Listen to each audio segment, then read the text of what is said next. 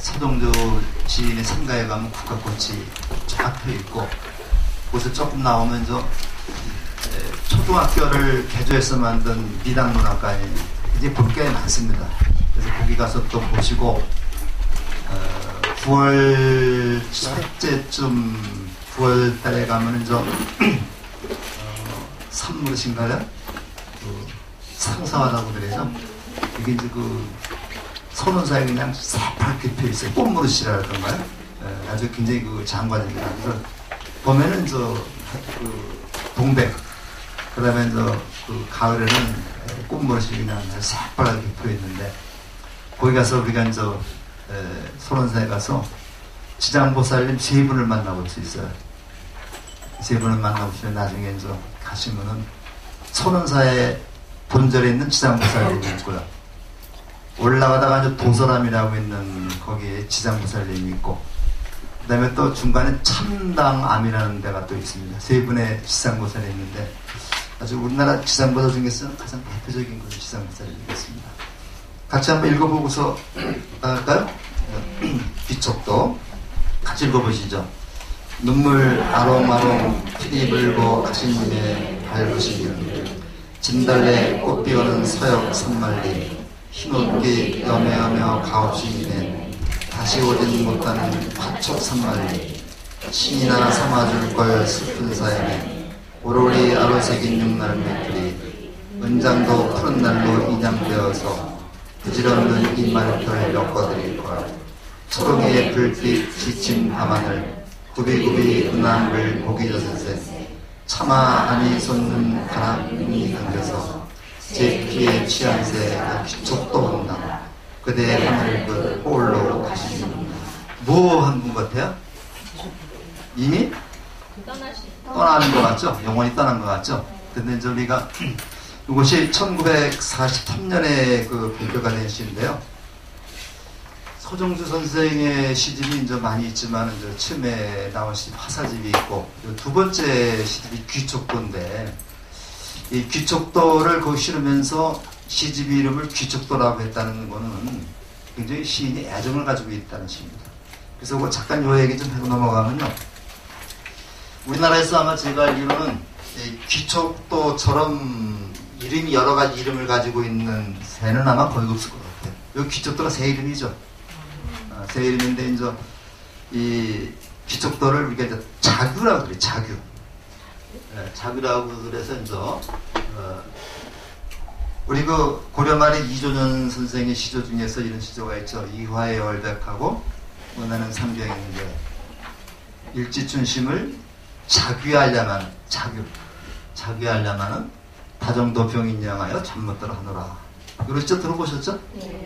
그래서 이승 씨가 요거를 쭉 써가면서 해설해가면서 자규를 손쪽새로다가 해석을 했습니다.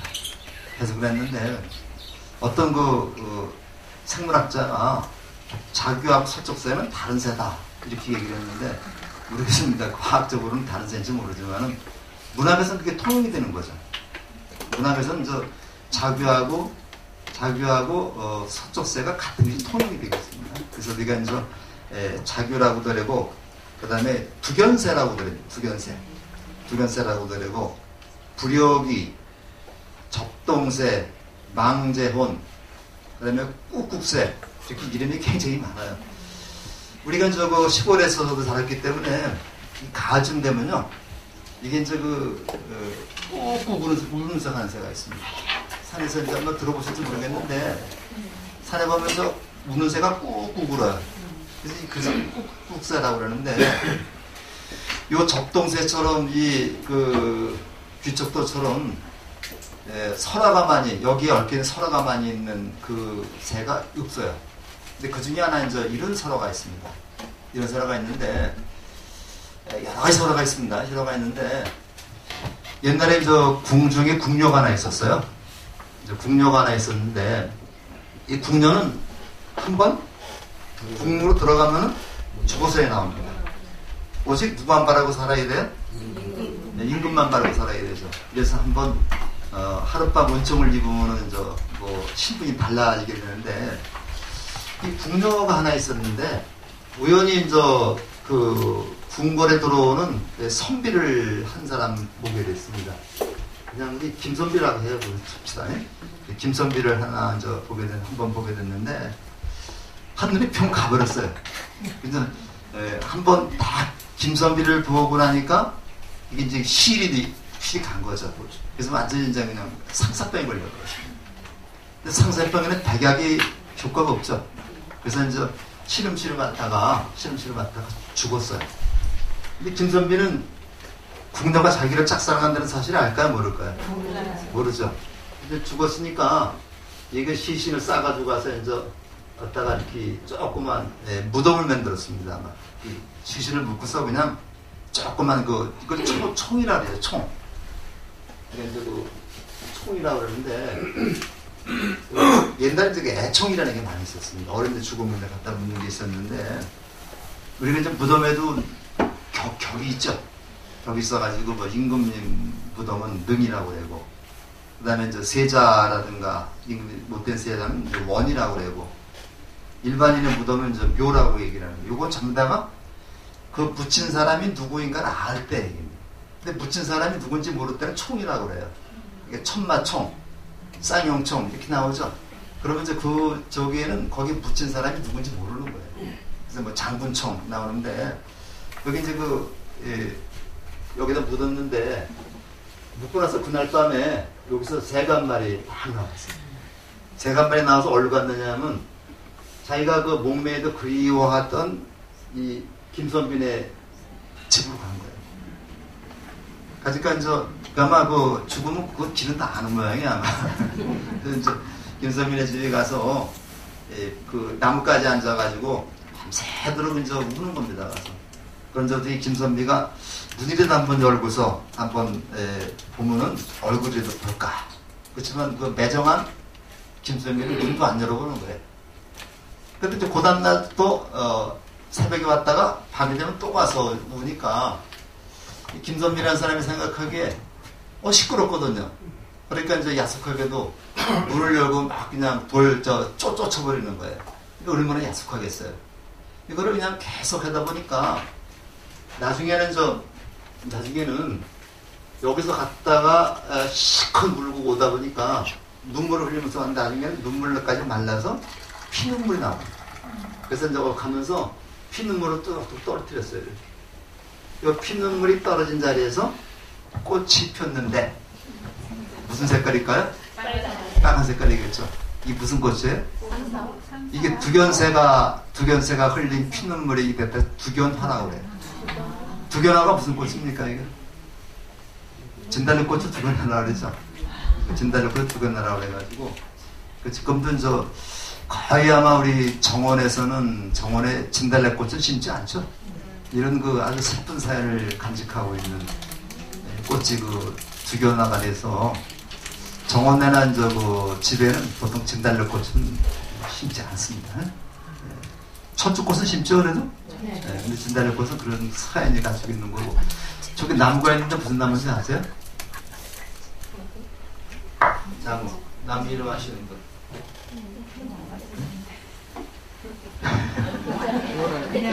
여기서 행복나무라 그래. 행복나무. 그래서 해피트리라고 얘기를 하는데 그래서 11월 여기 오서 공부하시는 분들에게 행복을 같이 나눠드리기 위해서 행복나무를 갖다 놨습니다. 저도 어저께 처음 알아서 행복나무를 하는 거를. 자, 그래서 그런 것을 염두에 두고서 한 번 더 읽어보겠습니다. 그러니까 서역 산발리나 하툭 산발리는 죽은 이미 가신 곳. 근데 거리가 산발리죠. 그러니까 만날 수 없는 그런 거 생각하면서 한 번 더 읽어보겠습니다. 눈물 아롱아롱 피리 불고 가시님의 밟으시는 진달래 꽃 피우는 서역 산발리 흰옷빛 여며여며 가옵시기네 다시 오던 못하는 파촉 산발리 신이나 삼아줄 거야 슬픈 사연에 오로리 아로새긴 육날매들이 은장고 푸른 날로 인양되어서 부질없는 이마리털 엮어드릴 것 초랑에 불빛 비친 구비구비 은하를 보기 전세 차마 안에 솟는 바람 분에 감겨서 제피에 취한 새가 부쩍도 온다. 그대 하늘에 떠올라 하시니까. 이 서정수 선생의 시는 이처럼 이렇게 우리 설화를 바탕으로 해서 쓴 시가 굉장히 많습니다. 그러니까 그 굉장히 유명한 좋은 시가 되는 거죠. 거기 그 둘째 연에 보면요, 육날 메투리가 나오는데 거기 머리털 엮어드릴 것, 머리털로 메투리를 엮어드릴 것, 메투리의 신발을 말합니다. 이제 그런 얘기가 나오는데 제가 이제 먼저 한번 말씀드린 적이 있는데 그 안동에 가면 저 월영교라고 있다고 말씀드렸죠. 네, 월영교. 월영교라고 이제 요거 지금 제가 조사를 해보니까 길이가 387m입니다. 387m에다 폭이 3.6m인데 요거 이제 인공호수에 이제 딱 그 나무로 놓은 다리예요. 한번 가보시는데 여기 가면 저 31살에 죽은 이응태라고 하는 사람이죠. 이응태는 이 사람이 이제 1500년경 사람인데 이응태라는 사람이 이제 무덤인데 도시계획 때문에 이제 이걸 이장을 하다 보니까 요게 이제 그 시신이 썩지 않아서 그대로 있었습니다. 그래서 거기를 뒤져보니까 이응태라는 사람의 부인이 이제 자기 머리를 잘라서 만든 그 신발 메투리가 발견이 됐고요. 그 메투리를 싸고 있는 그 종이에 뭐 한지겠죠. 거기에 이제 남편에 대한 정성을 담은 편지가 거기 그 있어서 거기 공개가 됐습니다. 그래서 제가 그 인터넷 뒤져가지고 그 편지 제가 좀 읽어드리겠습니다. 아주 굉장히 저긴데 짧고 짧습니다. 남편에게 붙여주는 편지죠. 자네 상에 날들여니로되 둘이 머리 새도록 사다가 함께 죽자 하시더니 어찌하여 나를 두고 자네 먼저 가시노. 나라고 자식하며 뉘기 결하여 어찌하며 하야 살라하야 다 더디고 자네 먼저 가시는고. 자네 날 향해 마음을 어찌 가지며 나는 자네 향해 마음을 어찌 가지런고. 매양 자네들여 내 니로되 한데 누워 새기 보소. 요거는 현대말로 옮기면요 이렇게 된다고 그래요. 당신 언제나 나에게 둘이 머리 휘어지도록 살다가 함께 죽자고 하셨지요. 그런데 어찌 나를 두고 당신 먼저 가십니까? 나와 어린아이는 누구의 말을 듣고 어떻게 살라고 다 버리고 당신 먼저 가십니까? 당신 나에게 마음을 어떻게 가져왔고 또 나는 당신에게 어떻게 마음을 가져왔나요?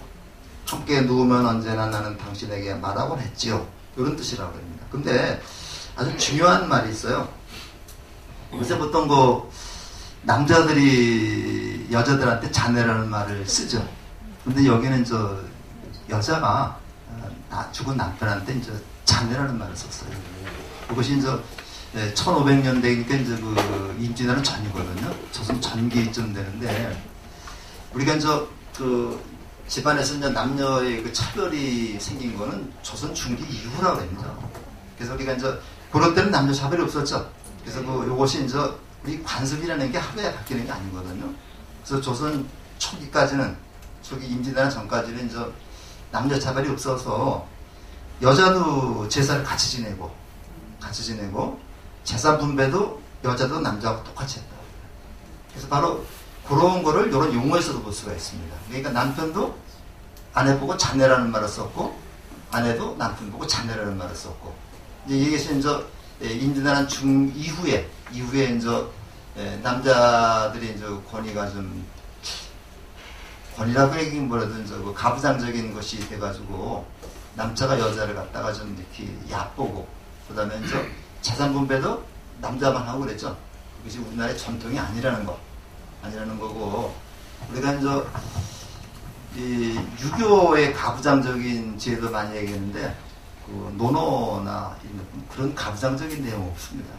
없는데 이것이 이제 성리학, 유교의 성리학이라든가 고증학이라든가 실학이 다 유학에 속하는 거죠.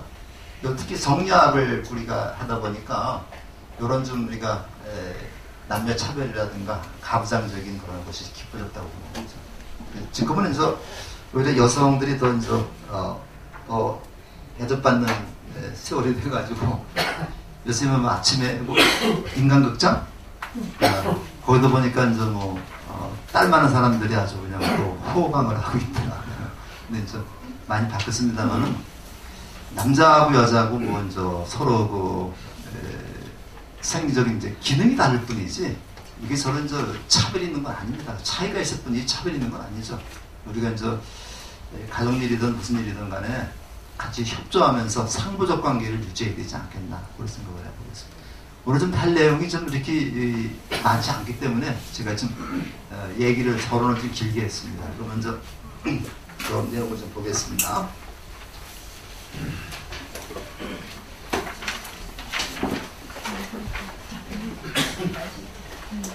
자, 오늘은 절에 가서 예불을 드리고 법회에 참석해야 하는가 해서 그러니까 특히 오늘은 예불하고 이제 이 법회 보고 말씀을 드리도록 하겠습니다.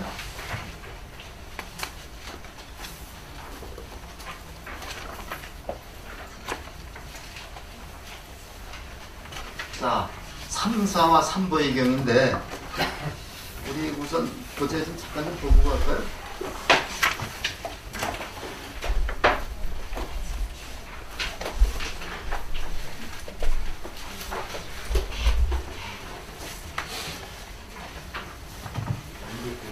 (200페이지에) 있죠? 200페이지에 있는 거 빨간 글씨 대반열반경이 나오는 글인데요. 이거 잠깐 보겠습니다. 같이 읽겠습니다. 거룩하십니다. 부처님이시여 넘어진 것을 일으켜 세우듯이 가려져 있는 것을 나타나게 하듯이 방황하는 자에게 길을 안내하는 것과 같이 어둠 속에서 등불을 갖게 하고 눈뜬 자에게는 불을 하듯이 이와 같이 부처님께서는 여러 가지 방편을 가지고 진리를 나타내고 보이십니다. 저는 부처님과 거룩한 가르침과 스님에게 기하여 받들겠습니다. 조금만 더 읽어보시죠. 삼사라는 말이 있다. 전 생활에서 가장 기본적인 예불, 공양, 울력 세 가지를 말한다. 예불은 부처님께 예를 올리는 것이고 공양은 식사하는 것이고 울적은 대중이 함께 일하는 것을 말한다. 이러한 기본적인 일상을 중심으로 사찰의 하루를 나간다.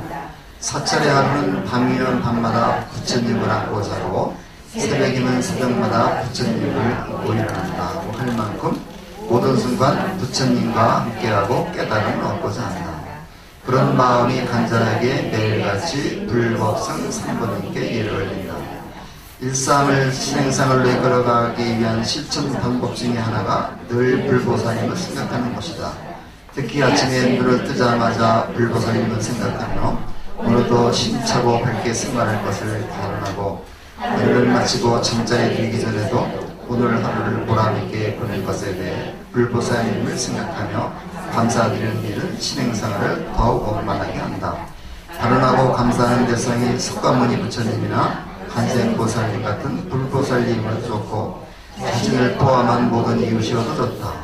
짧은 순간이라도 늘 부처님을 생각하고 이웃을 생각하는 여유를 느끼는 것, 이것이 바로 불자르세의 삶을 원하는 것이다. 자, 여기까지. 우리가 자,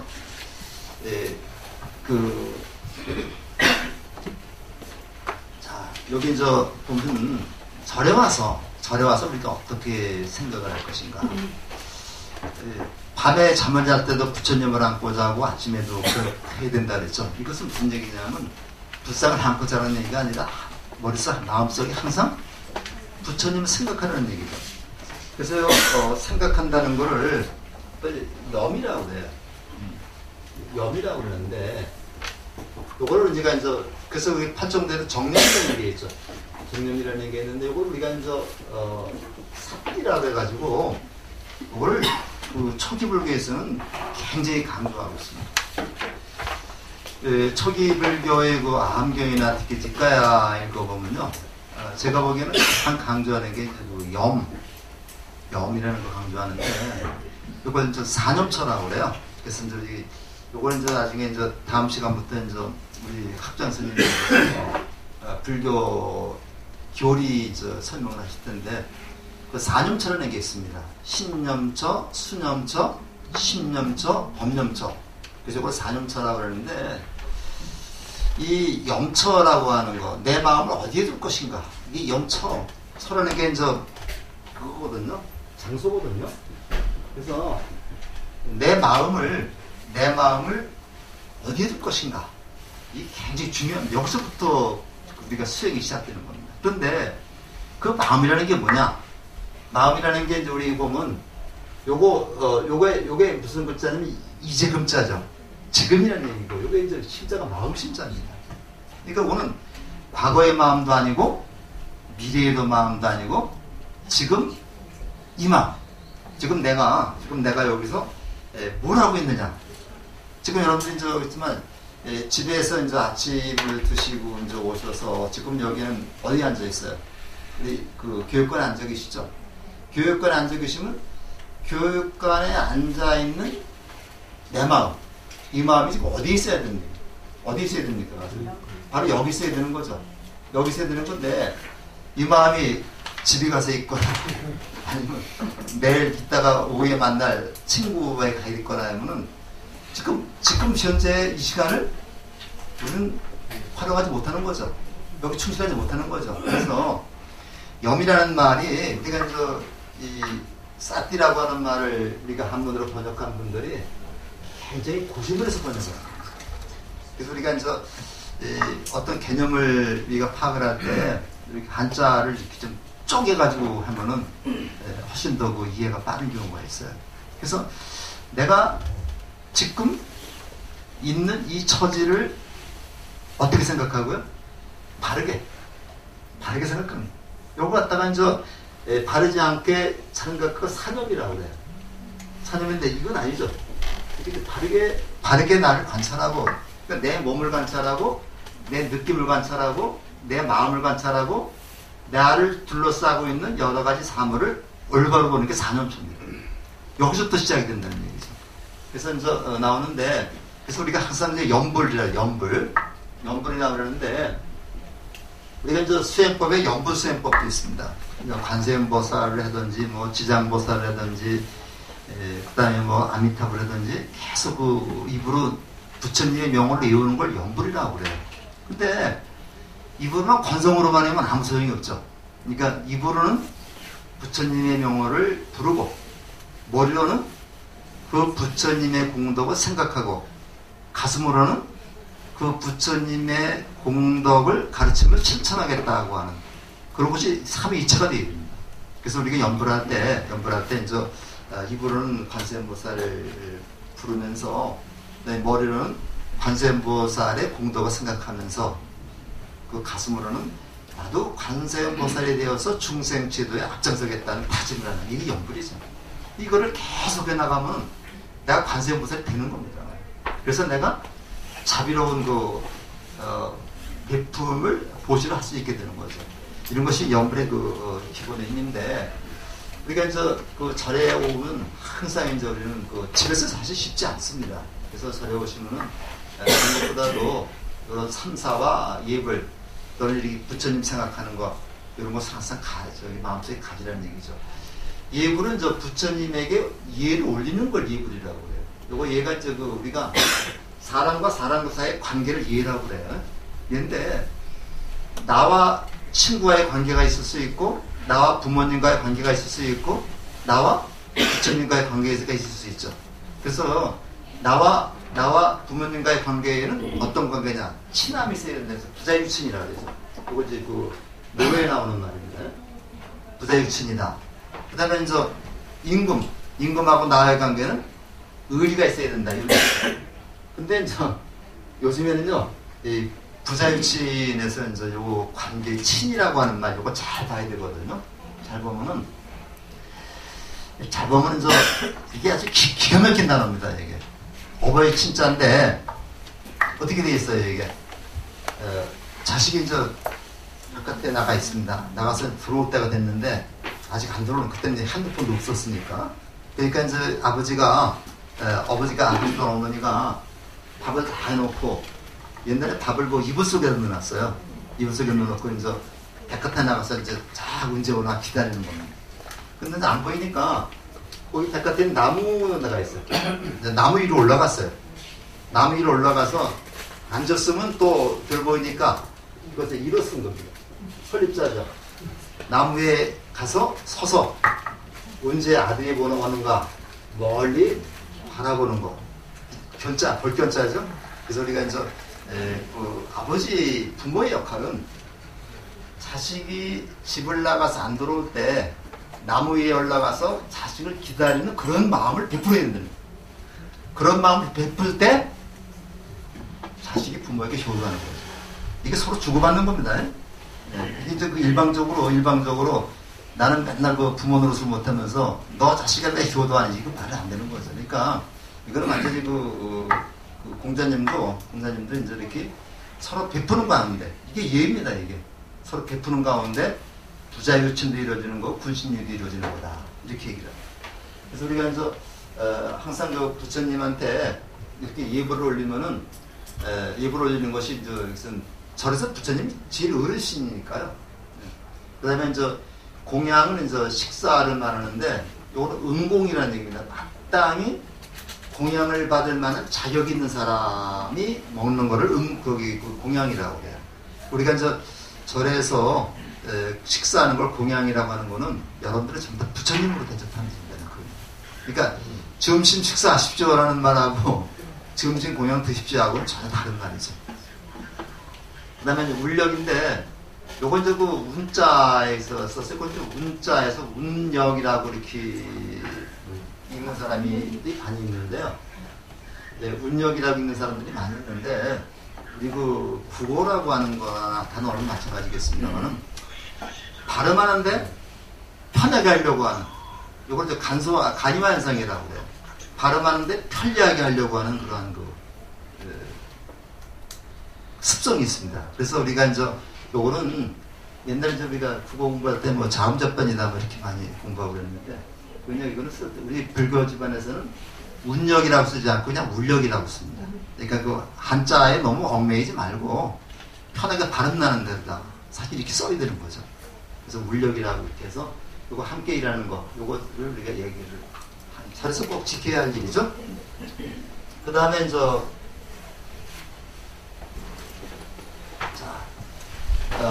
일상생활은 신행생활을 이어가야 된다. 그래서 아침에 눈 뜨자마자 불법성 3부로 생각하면 일을 올린다. 그래서 오늘도 힘차게 살도록 발언한다. 이 발언이라는 거하고 또 소원이라는 게 있죠. 그래서 이게 이제 우리 절에서는 그 발언이라는 이제 발언문도 낭독하고 그러는데 발언이라는 거는 모두 공동의 이익을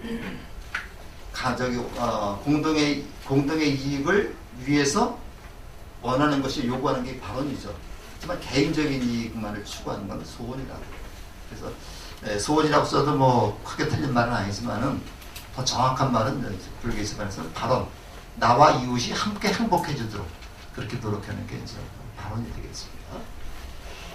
저녁에 불법을 위해서 감사한다 이런 얘기고요. 자, 밤마다 부처님을 안고 같이 읽어볼까요? 밤마다 부처님을 안고 자고 새벽마다 부처님을 안고 일어난다. 뭐 이런 마음까지 필요하다는 얘기입니다. 그 다음에 이제 예불 얘기인데 잘 보이지가 않는데 아마 제가 보기에 그 해인사가 아닌가 생각됩니다. 예는 저 공경의 의미고 배는 굴복입니다. 굴복해서 이제 부처님한테 굴복한다는 얘기인데 여기서 굴복이라는 말은요 스스로 굴복하는 스스로 남이 시켜서 굴복하는 게 아니라 그러니까 부처님이 너무 위대한 분이시기 때문에 너무 위대하신 분이기 때문에 내가 스스로 부처님 앞에 예를 올리면서 내가 허리를 굽힌다는 얘기죠.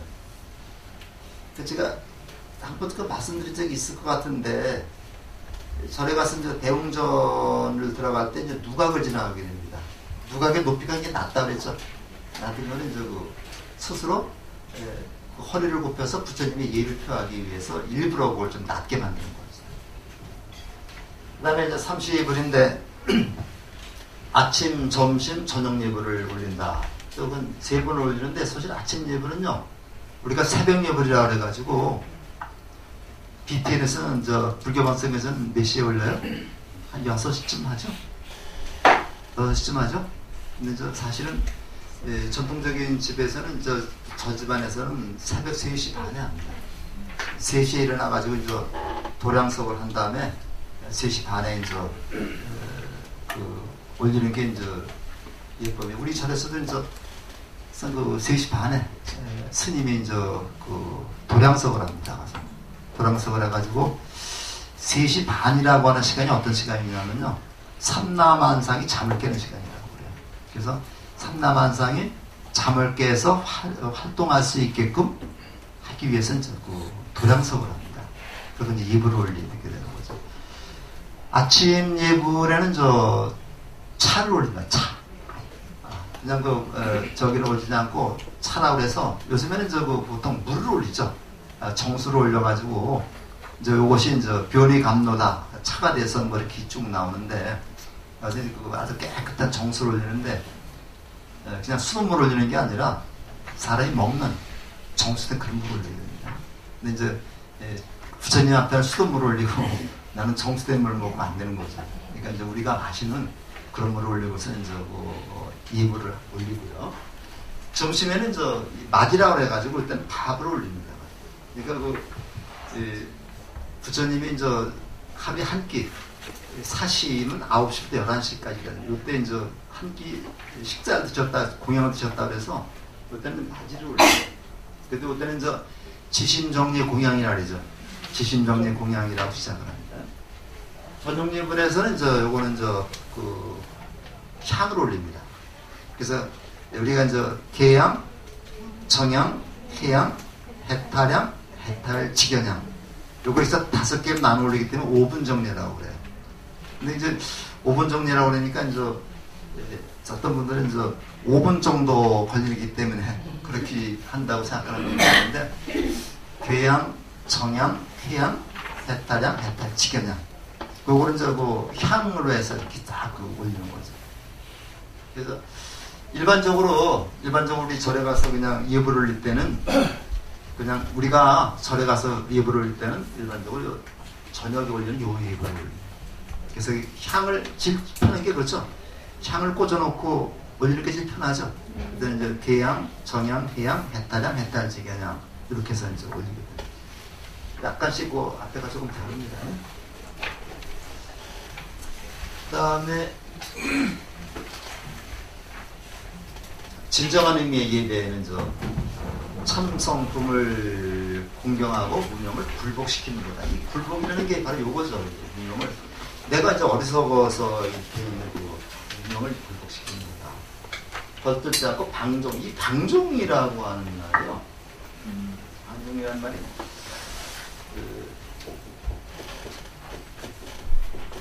방종 또는 방일이라고 말하는데, 방종, 방일, 함부로 제멋대로 놔뛰는 걸 방종 또는 방일이라고 해요. 그래서 부처님이 열반하실 때 맨 마지막으로 제자들한테 한 말이 불방일 정진이라, 방일하지 말아라.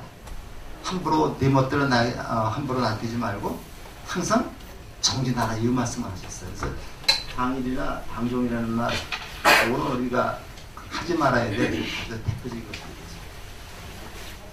네, 탐진치 삼독의 소멸과 뭐다. 그 다음에 불보살입의 가피로 복도 성취하는 것이다. 이 가피는 은근하게 우리가 입는 그런 부처님의 가피, 부처님으로부터 우리가 은근하게 받는 그런 가피인데, 이 가피에도 여러 가지가 있습니다.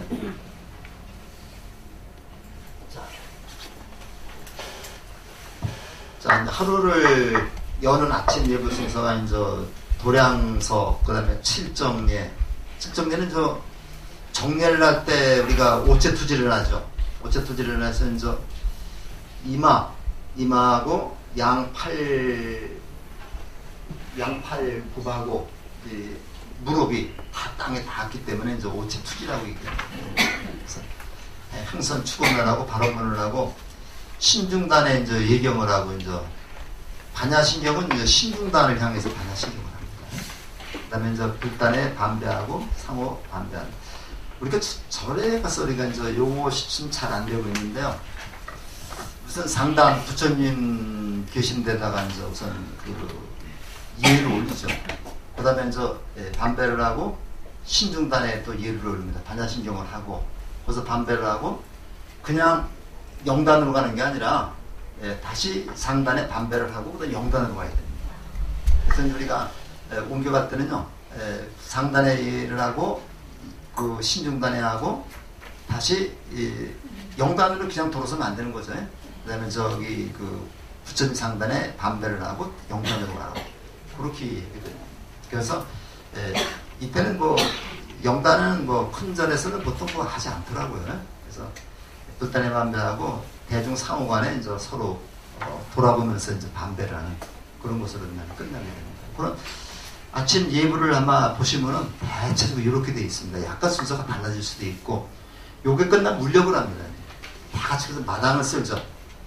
마당에 뭐 먼지가 있어서 쓰는 게 아니라, 요거는 안에 상징적인 행위입니다. 그래서 내 마음속에 있는 번뇌를 깨끗이 쓸어버린다는 그런 행위로 마당을 쓰는 거죠. 그 다음에 이제 이거를 보겠습니다. 이건 했죠.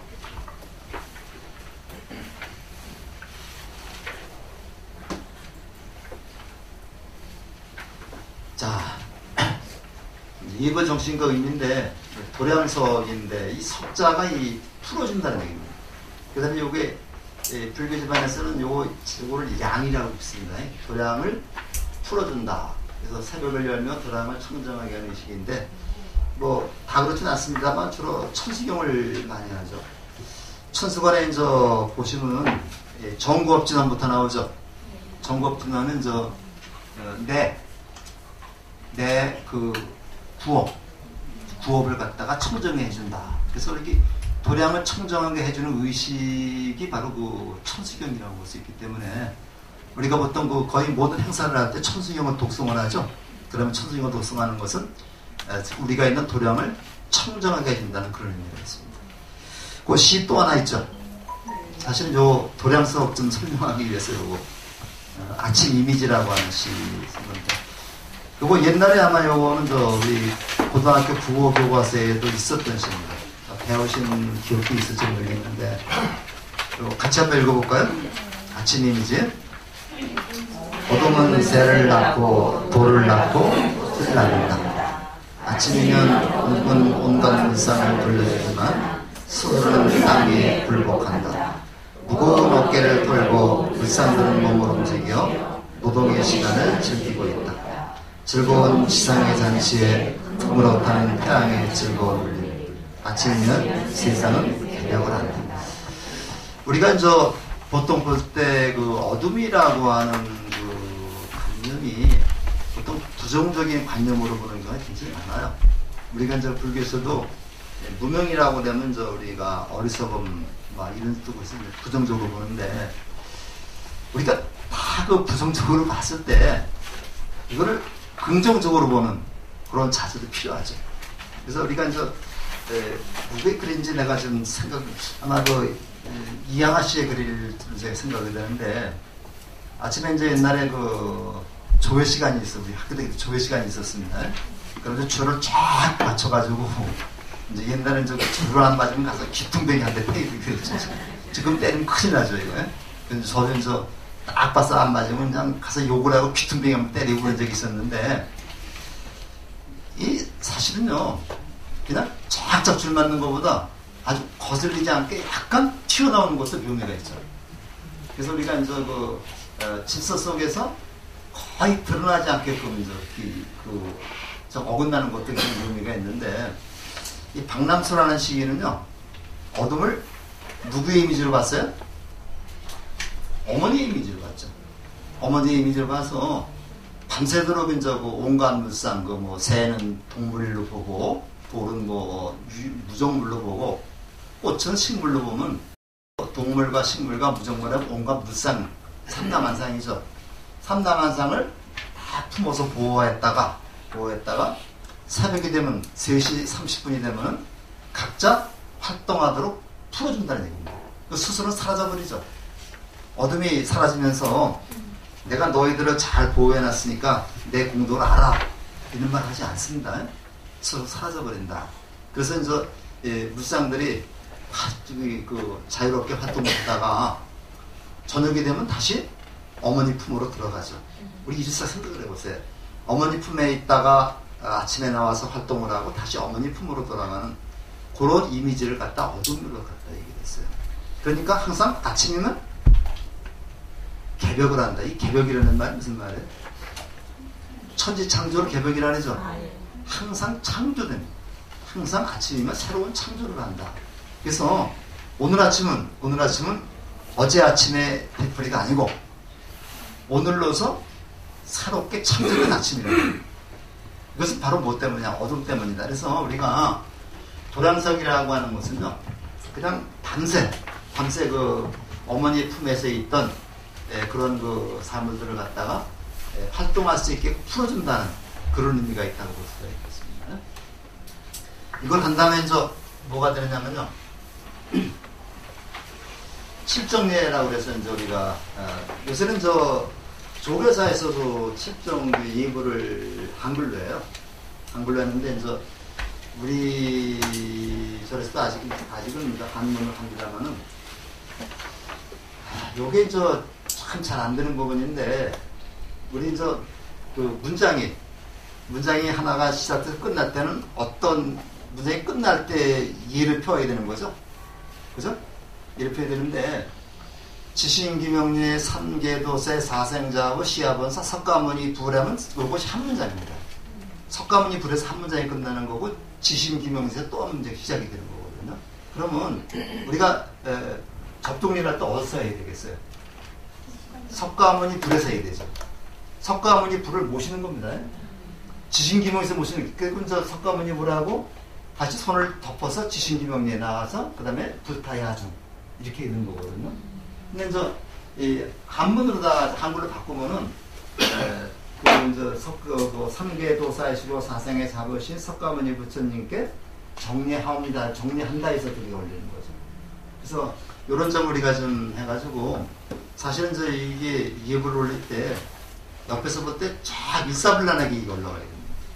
아마 여러분들 그 불교 TV나 BBS TV에서 예불하는 거 잘 보시면요, 전부 석가모니 불에서 이게 올라가요. 그래서 저도 몇 번 확인해 보고서 드리는 말씀입니다. 그렇게 해야지 문맥상 맞아요, 이게 또. 그래서 일 올린다. 교화림이 잘한다. 마지막에 유언 무진삼부 할 때는 아쉬움에서 다시 이게 접점, 이걸 고드레라죠, 고드레. 그래서 그때는 유언삼부 할 때는 목다가 짧게 쳐줍니다. 따닥, 딱딱딱 쳐주면 그때 이렇게 마지막으로 고드레. 더 전래하고 싶은데 아쉽다.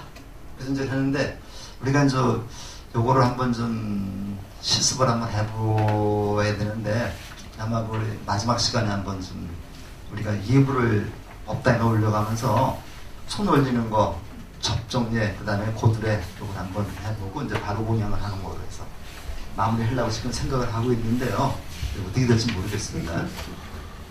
그 다음에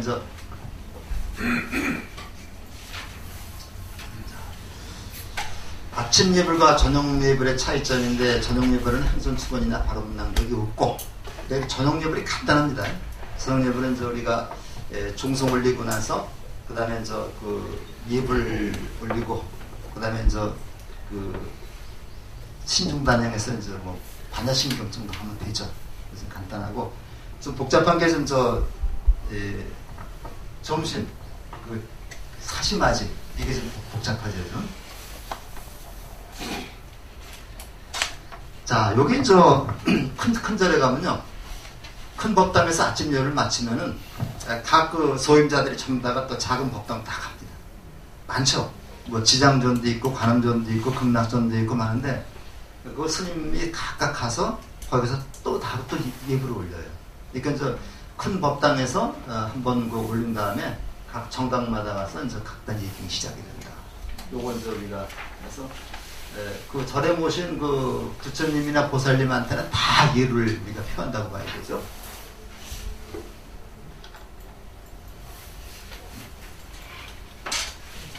그 다음에 헌공이라는 게 있습니다. 헌자는 이게 바친다는 얘기죠.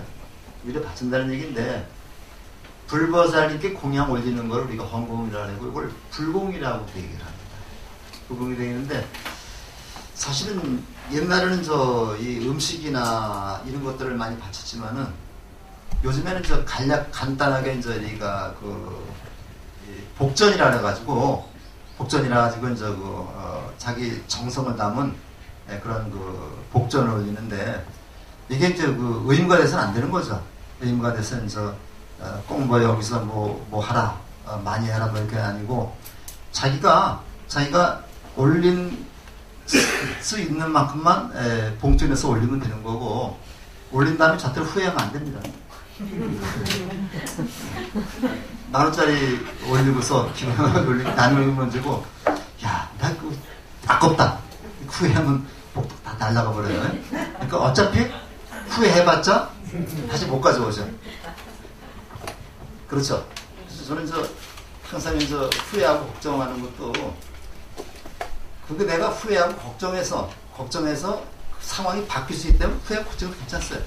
근데 걱정해서 상황이 바뀌지 않는다면 단지 그건 떨어버려 있는 거예요. 이걸 버린다고 그래요. 버린다고 그래서 요거는 우리가 불교에서는 사다고 그러는데요. 요건 이게 버릴 사자인데 버린다고 그러는데, 어떤 사람이 내 가슴에 못을 박을 만한 그런 말을 했다. 굉장히 서운하다. 그 사람은 나한테 그런 말을 하고 다 잊어버렸어요. 그 사람 신경 안 씁니다. 근데 나만 저놈이 나한테 요 가슴에 맺힌 말을 했는데 요걸 버리지 않으면 누가 괴로워요? 내가 괴롭죠. 그 사람이 괴로운 게 아닙니다. 내가 괴로워요. 근데 그걸 갖다가 내가 버리게 되는 거죠. 내가 버리면은 내가 괴롭지 않습니다. 이 버리는 훈련이 바로 수행이죠. 그래서 이게 사실 쉽지 않아요. 저 친구는 아무 생각 없이 그냥 나한테 한마디 그것이 비수가 돼가지고 내 가슴에 꽂힌다. 이걸 가지고 자꾸만 가슴에 생각하고 이거를 갖다가 뒤집고 놓으면 나만 괴로운 겁니다. 그런 사람, 그 친구 그러면 그거 그냥 떨어버리고 내가 상대방에 가서 그냥 한번 말보다 한번 빗을 꽂아주면 좋은 방법은 아니죠? 그래서 내가 그렇게 상처를 받을 말을 들었다 하더라도 나에게 상처를 준 사람은 그걸 절대로 기억하지 않습니다. 근데 나만 기억하는 거죠. 그래서 우리가 불교 공부하면서 그런 필요 없는 거는 다 버리는 거, 이것이 필요하죠. 자, 그 다음에 사시마지인데, 이건 오늘 사시마지 좀 제대로 뜻을 보기 바랍니다. 사시는 오전 9시에서 11시입니다. 그래서 보통 10시 넘으면 공양을 올리죠. 근데 마지라고 하는 말은 요게 마가 공들여 만든이라는 뜻이고, 지라는 말이 음식이에요. 요거는 한문이 아니라, 이건 인도말을 음으로다가 차용한 거죠. 사용해서 말하는 말은 공들여 만든 맛있는 음식이다. 그래서 요거는 우리가 부처님한테 드리는 음식은 항상 공들여서 만들어야 되죠. 적당하게 해서 그냥 그러지 말고 공들여 만들어야 되기 때문에 부처님한테 드리는 그 음식을 우리가 맞이라 해서 이게 저쪽에 이렇게 밥을 해서 드리기 어려울 때는 그냥 쌀을 그냥 올리기도 합니다. 우리 가서 군법회 가서 할 때는 밥 대신에 쌀을 올려요. 쌀을 올리고 그 쌀을 다시 가져옵니다. 가져왔을 때 밥해 먹는 거지. 거기다 나보면 모르겠어요. 일주일에 한 번씩 가는데. 그래서 그렇게 하고 부처님 앞에 올렸던 그 물은 가급적이면 나눠서 다 마셔야 됩니다. 함부로 내리지 말고요. 그래서 부처님 앞에 올렸던 음식은 함부로 그렇게 올리지 말고 꼭 먹거나 그 다음에 내가 못 먹으면 다른 분들한테 보시라거나 그렇게 해야 되는 거다. 근데 너무 욕심부려서 이제 부처님 앞에 올렸던 그 음식을 많이 가져가서 이제 썩혀버리는 경우는 지금 예의가 아닌 거죠. 이거 다 아시죠?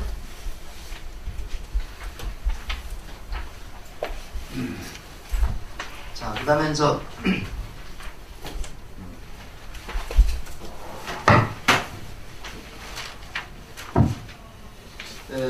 불공의 의미와 유래 요건데,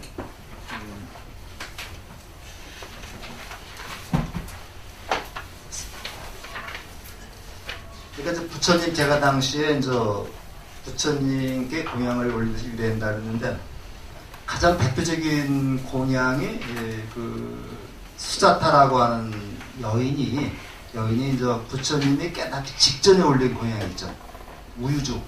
유식이 있고, 쭌단가요? 부처님 돌아가실 때 마지막 올린 공양이 있죠. 이 두 공양이 가장 공덕이 많은 공양이라고. 그래서 우리는 부처님한테 이렇게 보통 6가지 육법 공양을 올립니다. 그래서 향, 차, 음식, 꽃, 과일. 뭐가 빠졌을까요? 하나 빠졌죠? 등이 빠졌어요. 등. 그래서 우리가 육법 공양을 하는데, 여기 육법 공양이 사진이 나와 있습니다만은, 우리도 초파일날은 이렇게 우리 보살님들이 아주 옷을 예쁘게 차려입고 육법 공양 올리는 의식을 행합니다. 그래서 이거 조금 적어놓으세요. 등 공양이라. 등 공양은 지혜의 등불. 등 공양은 등은 지혜의 등불. 그러니까 지혜의 등불을 우리가 지혜롭게 살겠다는 그런 마음으로 올리는 게 등 공양이죠. 왜냐하면 그 등이라는 거는 어둠을 밝혀주는 거죠. 그래서 지혜의 등불이고, 향은 해탈의 향기. 해탈 향기. 향기가 아니라 해탈의 향기. 그 다음에 차는, 요거는 감노열반이라 해서 그 열반의 맛. 열반의 맛을 맛본다는 의미로 올리는 게 차공양이죠. 그래서 제대로 하는 데는요, 직접 그 앞에서 차를 다려가지고 올립니다. 그 다음에 꽃은 꽃을 보면 아름답죠. 그래서 보살행의 아름다움, 보살행의 아름다움을 상징하고 있고요. 과일은 어때요? 열매죠. 결과죠. 그래서 이거는 깨달음의 열매. 과일은 깨달음의 열매. 그 다음에 마지막으로 쌀을 올립니다. 쌀. 여기는 우리가 음식이라는데 대표적으로 쌀인데, 그 쌀은 깨달음의 기쁨. 깨달음의 기쁨이라는 해서 우리가 육법공양을 하는데, 육법공양은 이것처럼 지혜, 해탈, 열반, 그 다음에 보살행, 깨달음의 열매, 기쁨, 이런 것을 나타내는 그런 공양이다. 그렇기 때문에 이거는 부처님께서는 이걸 다 완성하신 분이기 때문에 우리 중생들이 요렇게 살겠다, 요거를 완성하도록 노력하겠다, 요거를 부처님께서 증명해 주시라는 의미로다가 우리가 보면 되겠습니다.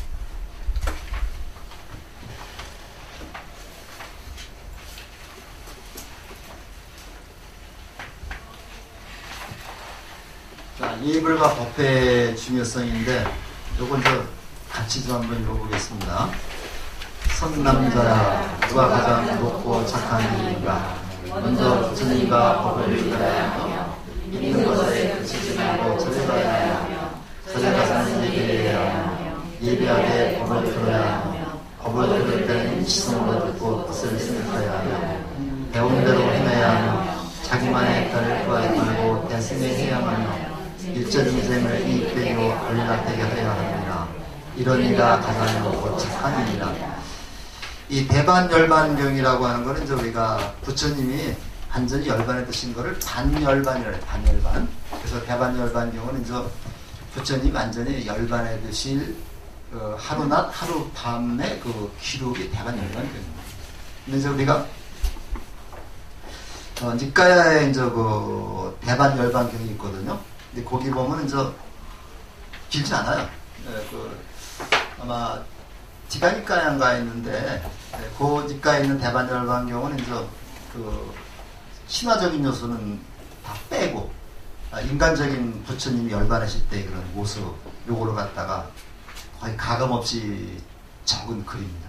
근데 이것이 이제 대승불교 쪽으로 오면서 이것이 신화적인 요소가 개입이 돼가지고 대반열반경이라는 경전이 엄청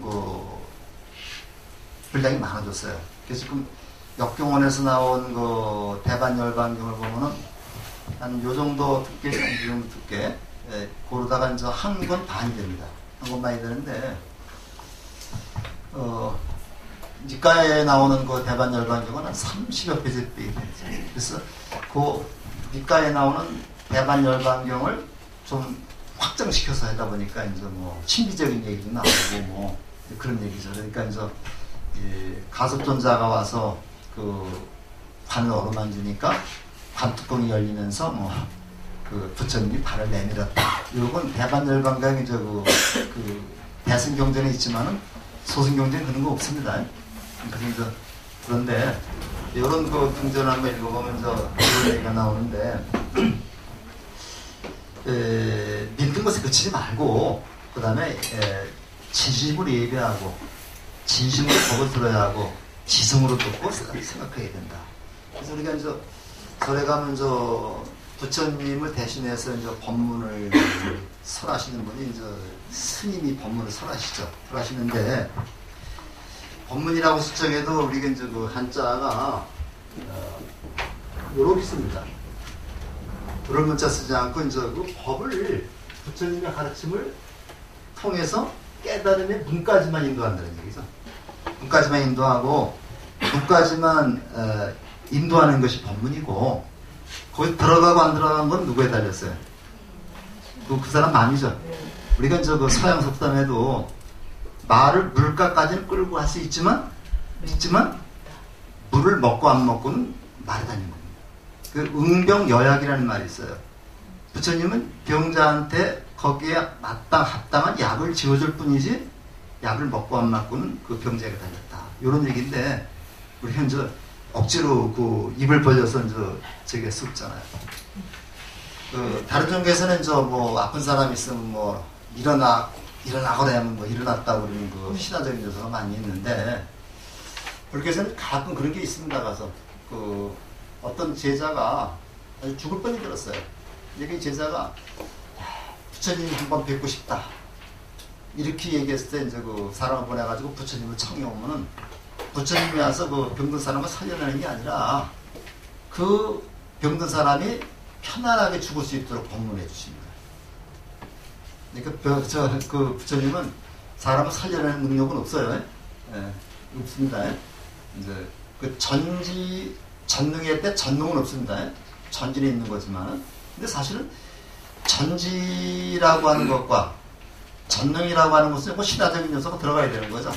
그래서 우리가 이제 그리고 부처님도 이제 그 법문을 하시다가 피곤하시면은 사리불한테 남깁니다. 그러니까 사리불아, 내 대신 법문 좀 하거라 하고서 이제 당신은 이렇게 자꾸 들어놓아서 쉬는 것도 나와요. 근데 그 대승불교 쪽에 오면요, 부처님 몸도 안 아프고 뭐 그런 식으로 다 얘기가 되고 있습니다. 신격화되어 버렸죠. 그래서 우리가 좀 그런 점을 잘 생각을 해가지고 요거를 우리가 북파불교나 초기불교 쪽을 공부하고서 대승불교를 공부하면 아무 문제가 없어요. 근데 우리 조계종이나 이쪽에서는 초기불교는 소승이라고 폄하해버리고 그 다음에 맨날 대선만 가지고 계니까 아송다송하는 얘기 되게 나올 수가 없는 거예요. 그래서 우리가 이거 공부를 체계적으로 좀 할 필요가 있다는 얘기입니다. 그래서 이제 이렇게 돼가지고 우리가 좀 열심히 그냥 맹목적으로 하지 말고 내가 해탈하고 나서 이거 나오죠. 자기만의 해탈을 구하지 못하고 대승의 해양, 내가 수행한 것을 돌려주라는 게 해양입니다.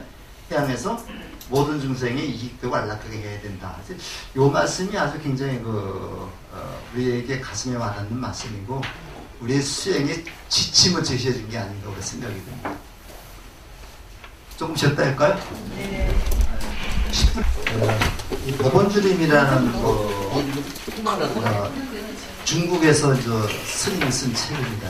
했는데 같이 읽어보겠습니다. 요즘 불자들을 보면 부처님의 명호를 부르고 들을 때 비록 몸으로 예비하나 마음은 바깥 경계에 반응하여 중도에서 미끄러지더라도 조금도 반성하고 뉘우침이 없으며 또 어떤 불자들은 대중에 예배할 때 천스님과 만스님의 속인들이 큰 소리로 주고받으며 도에 지나치게 예배하면서 몸은 따라 절하지 않고 마음은 공경히 생각하지 않으며 다시 군인이 점호 같아서 다만 뒷이름만 기억한다. 이것은 방어가 오르내리는 것과 같아 한가 수고로움 뿐이요 이익은 없다. 믿음에 의해 잘 들어가 지혜를 낼 수 있는 것인데 믿음이 이미 한 대의 지체일 것을 무엇에 의해 들어갈 수 있는가. 그리고 중국의 제가 10대는 잘 기억이 안 나다만 아마 당나라 때쯤 되지 않나 이 생각이 듭니다. 그 당시에도 스님들이 이제 법문을 듣거나 부처님 예경할 때 입만 건성으로 따라하고 이제 마음속으로부터 부처님을 공경하지 않는 경우가 많이 있었던 모양이에요. 지금도 있죠. 그래서 이제 부처님도 이제 당신 법문에서 가끔 이제 요즘 말세라는 얘기를 합니다. 말세라는 얘기도 하고 공자님도 이제 공자님이 가장 그리워했던 시기는 이제 요임금, 순임금 때하고 그 다음에 이제 주나라 문왕, 무왕 때였거든요. 그래서 이제 항상 이제 공자님은 이제 요순 때와 주나라 문왕, 무왕을 그리워하면서 이제 그분들을 성인들로 모셨어요. 모시면서 세상에 이제 그분들 성인들의 이제 법이 실천되기를 이렇게 바랐는데 공자님도 이제 수시로 제자들에게 이제 맞세다 그런 얘기를 했는데 지금 우리도 맞세라는 말 많이 하죠.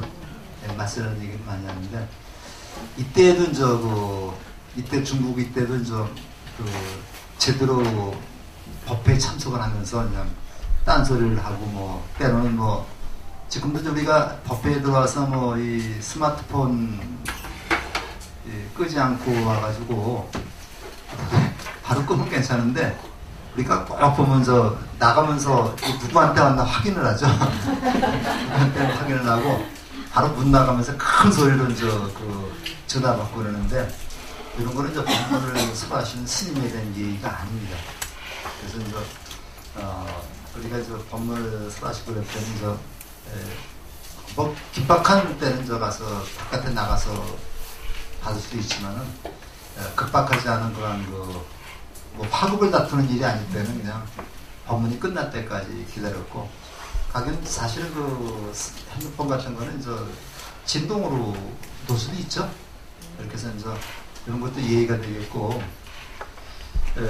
먼저 말씀드린 것 같은데 다른 때 모르겠습니다만 법회할 때 스님이 법문하실 때는 주의가 흐트러지면 안 되죠.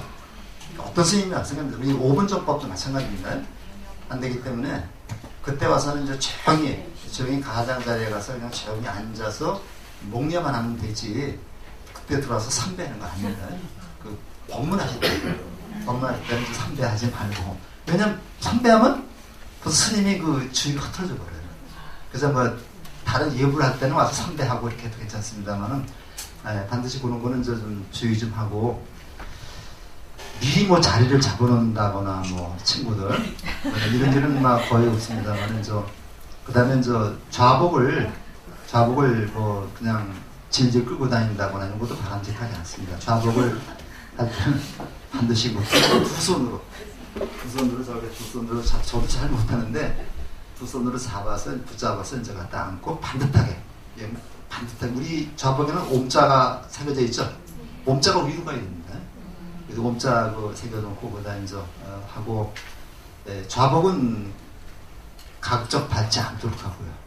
좌복 밑에 발 놓고 그다음에 또 법요직을 앞에 놓죠.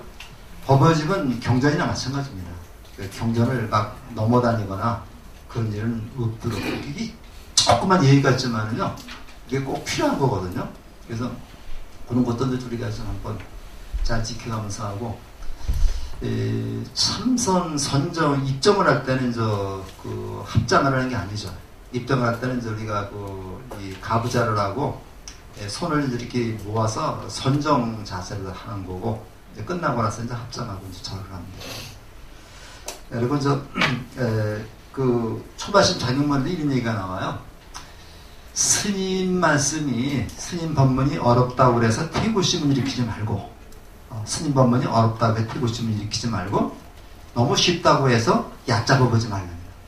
그러니까 이제 어떤 때는 스님이 법문하시면서 좀 아중다송한 얘기 할 때가 많이 있어요.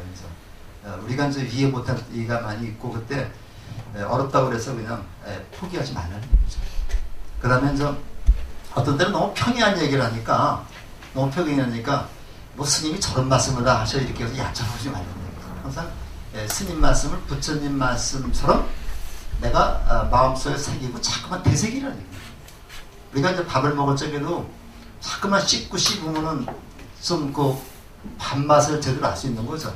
그래서 우리가 이제 그런 것도 이제 이해가 되겠고, 우리가 이제 스님을 공경해야 되는 이유가 머리 깎는 거 안 깎는 거 아닙니다.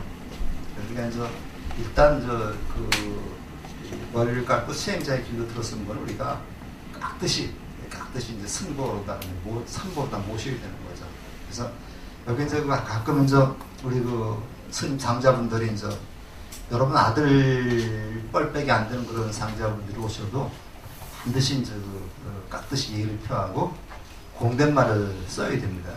그러니까 이제 가서 뭐 스님 심심한데 뭐 법문이나 이런 얘기는 이제 굉장히 예의고, 실제로 그런 사람이 있다고 해요. 차 타가면서 이제 어떤 사람이 이제 차를 타고 이제 오래 가면서 그냥 스님 시간도 많이 걸리고 심심한데 스님 법문이나 해주십시오. 법문이 아니라고 법문할 때 정식으로 청박을 해야 되는 거죠. 그리고 이제 그거는 이제 일상적인 얘기는 괜찮은데 이제 법문이라는 게 붙이는 것은 그렇게 우리가 함부로 하면 안 되겠다는 얘기입니다. 자, 그래서 오늘은 다음에는 이제 법회인데, 이 부처님의 가르침을 보통 법이라고 그래요. 이 법이라는 거를 이제 법이라고 하는 의미가 불교에서는 굉장히 많이 쓰이는데, 한 20여 가지가 있습니다. 그런데 우리가 이제 법이라는 거를 우리가 이제 진리라고 하는 말로, 그 다음에 이제 부처님의 가르침이라는 말로, 뭐 이제 다르마라고 얘기해요. 다르마. 그 다음에 이제 온갖 사물, 그런데 법계라고 온갖 사물이 모여 있는 것, 이런 세 가지 뜻을 우리가 이해를 해야 됩니다. 색성, 향미, 촉법할 때 법은 이 뜻이고요. 그 다음에 거룩한 삼보에 귀의합니다 해서 요거는 이제 거룩한 가르침, 요거는 이제 부처님의 가르침이라는 뜻이고, 그 다음에 제법무왕 이렇게 얘기했다면 요거는 이제 진리라는 뜻이 되겠습니다. 이 정도는 우리가 좀 알고 있으면 좋은데, 이 진리의 부처님의 가르침을 우리가 배우고 실천하기 위해서 모인 게 법회입니다. 법회이기 때문에 부처님의 법음이 울려 퍼지는 진리의 장입니다. 이 법이라는 말도 우리가 이걸 분석을 하면은 요거는 삼수변이 수죠. 수고 이제 물이 흘러가듯 순리대로 모든 걸 풀어가는 게 진리고 부처님의 가르침입니다. 그러니까 이제 물이 미리 이제 거꾸로 산 위로 올라가는 건 이런 거 진리가 아니거든. 그 다음에 돗자리에 사람을 점검하는 중요한 신행 시간이다. 그 다음에 정기법회가 있고 특별법회가 있는데, 매달 같은 날이나 같은 요일에 하는 법회를 우리가 정기법회라고 그럽니다. 우리 절에서는 초하루 법회가 있고 그 다음에 관음제일하고 지장제일날 법회를 하죠. 그러니까 초하루 법회하고 관음제일, 지장제일 법회를 하고, 매주 일요일마다 법회를 하고 있습니다. 그 밖에 각 단에서 자체적으로 법회를 하는 경우가 있는데, 우리 남자들의 모임은 거사회를 하죠. 거사회는 항상 7시 반에, 요 자리에서 화요일날 7시 반에 항상 한 10년 이상 법회를 하고 있습니다. 그 다음에 부처님 당시에 포살에서 그걸 포사따라고 그러는데요. 이 포살에서 법회가 유래됐다. 포살은 보름마다 한 번씩 자신의 업무를 대중에게 고백하는 의식인데, 이때 이제 포살 때 부처님 또는 스님들이 신도에게 설법을 합니다. 이게 법에 유래하는데, 우리가 이제 포살이라는 게 있고요. 포살이라는 게 있고, 자자라는 게 있어요. 자자.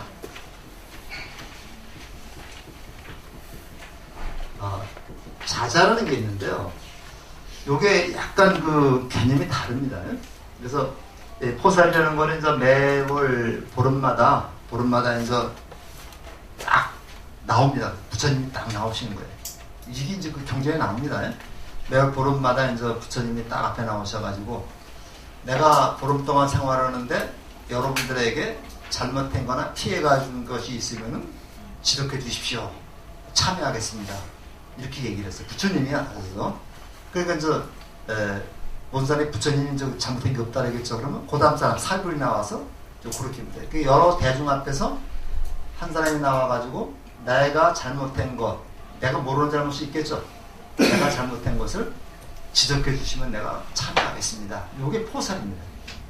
이걸 하고 나서 이제 부처님이 이제 법문을 설하셨다는 얘기죠. 자자라는 건 뭐냐면요. 자자라는 거는 이제 요거는 저 안거. 근데 안거가 끝나면은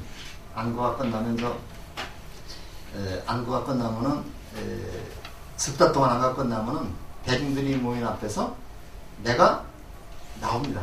한 사람이 나와가지고 내가 이러이러한 잘못을 저질렀습니다. 여러분들하고 3개월 동안 이렇게 수행을 하는 과정에서 이러이러한 잘못을 저질렀습니다. 옆에 사람이 밥이 맛있는 것 같아서 얼른 바꿔주기로 했습니다. 이런 거.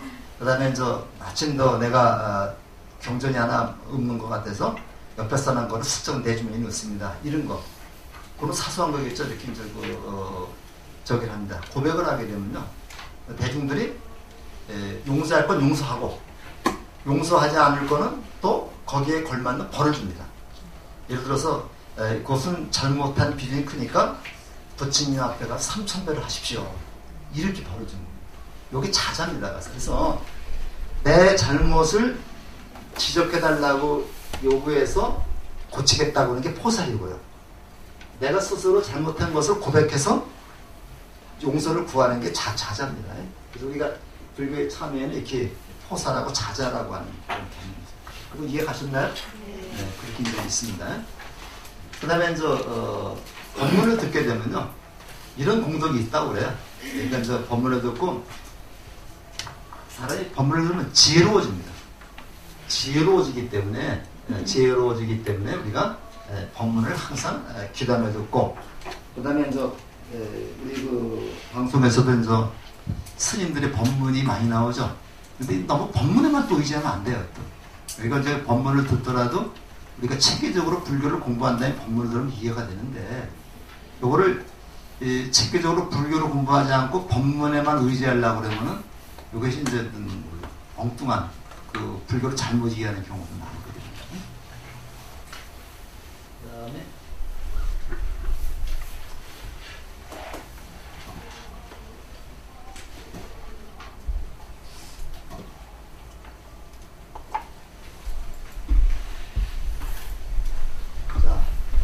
법회 식순인데 약간 우리하고 좀 달라요. 다른데 우리 일요법회는 우리 그 포교사단에서 금강경하고 천수경 독송을 합니다. 근데 그 금강경은 길어가지고 독송을 하지 않는 사람이 많은 분들에서는 포교사들은 금강경하고 천수경을 1시간 정도 독송을 하게 되면 스님이 오셔가지고 기도하고, 그 다음에 이렇게 진행을 하고, 참여하고 하고, 그 다음에 그것이 끝나면 개회하고 삼기 부르고 쭉 나오죠. 참불가는 우리 또 부처님 같이 부르고 있습니다. 반야신경, 또 요새는 한글로 많이 하고 있습니다. 그 다음에 청법가, 입정. 요 입정의 정자는 마음을 고요한다는 얘기거든요. 그래서 부처님, 스님 법문을 듣기에 앞서 마음을 고요히 하는 게 흐트러진 마음을 평정하게 하는 게 입정이죠. 그다음에 설법을 하고 했는데, 어떤 절에서는 설법을 한 다음에 또 입정을 한다고 해요. 설법을 한 다음에 그 스님의 말씀을 마음에 한번 되새기는 과정이 있다 그러는데 괜찮을 것 같아요. 그래서 들어가기 전에 입점을 하고 말씀을 다 듣고 나서 그냥 박수치는 것보다는 조용히 앉아서 부처님의 말씀을 한번 되새겨보는 것도 괜찮지 않은 생각이 들고요. 축원이나 이제 이 발언 같은 거는 이제 우리는 요 법회 하기 전에 이제 다 합니다. 정군도 이렇게 하고 요것을 이게 축원, 발언문, 정군은 우리 요 개회 전에 금강경, 천수경 읽고 그다음에 이제 기도하고 나서 이제 이걸 하죠. 그다음에 이제 예불도 그때 하고요. 그다음에 공지사항, 그다음에 사홍선, 산업에 와서 이제 폐회를 하게 돼요. 일반적으로 요것이 법회 식순이 되겠습니다.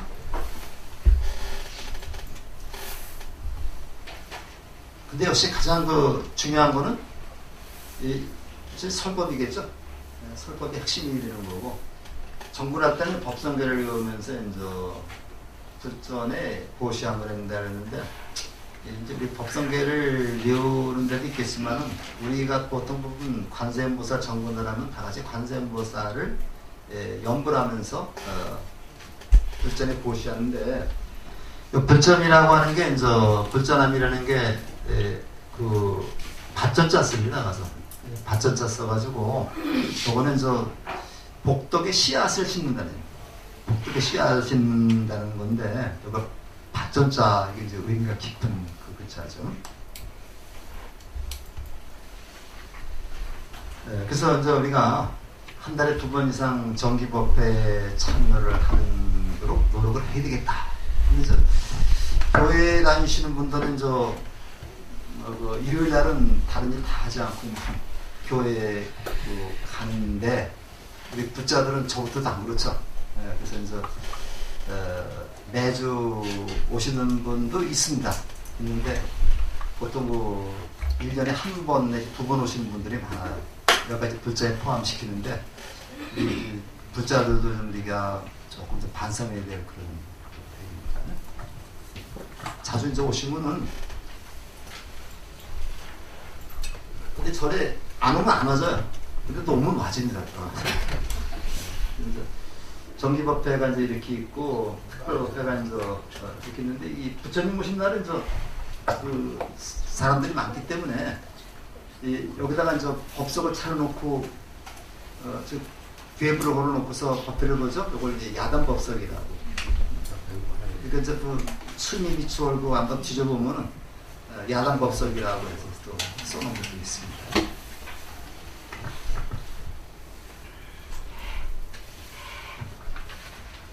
불교에서 온 말이 생각보다 굉장히 많아요. 이번에는 세계라고 하는 말을 써놨죠. 세계라는 말을 써놨는데, 세계라는 말도 이제 이 불교에서 온 말인 것을 모르는 분들이 굉장히 많습니다. 그 다음에 이제 천당이라는 말도 맞아요. 천당이라는 말도 사실 불교 용어거든요. 그래서 원효대사가 쓴 발심 수행장이라는 글이 있는데, 거기에 천당이라는 말이 나옵니다. 사람이 막지 않는 천당에는 오는 사람이 적고, 가지 말라는 지옥에는 가는 사람이 많더라. 이게 이제 발심수행장 첫 번째 구절입니다. 우리가 천당에 오지 말라고 막는 사람 없거든요. 근데 천당에 오는 사람은 많지 않아요. 근데 지옥에는 오지 말라고, 가지 말라고 그러는데 거기 가는 사람은 많다는 얘기죠. 그래서 이것이 원효대사가 쓴 발심수행장 첫 번째 구절에 그게 나옵니다. 자, 그래서 이제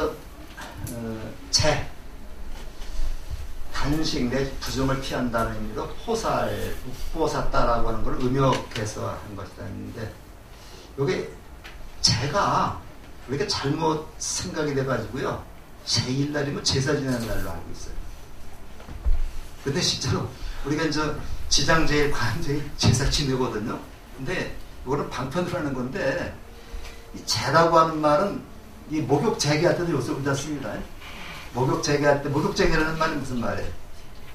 목욕을 하고 개를 가지런히 한다는 얘기는 개를 지킨다는 얘기입니다.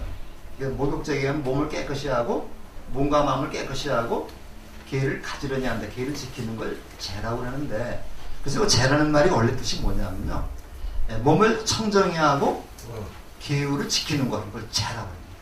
근데 그 제일이라는 말은 그날 하루만이라도 절에 와서 부처님처럼 청정한 마음으로 계율을 지키자는 얘기입니다. 이게 제일이거든요. 요거 이제 요런 걸 우리가 이제 받는 게 그런 것을 우리가 오후에 이제 밥을 먹지 않고 받는 게 팔재기라는 게 있습니다. 5개에다가 3개가 더 들어가는 게 팔재기가 있는데 요거를 잘못 알아가지고 요거하고 혼동을 많이 해요. 요거하고 혼동을 많이 했는데 요거는 죽은 사람을 위해서 드리는 게 제입니다. 그죠?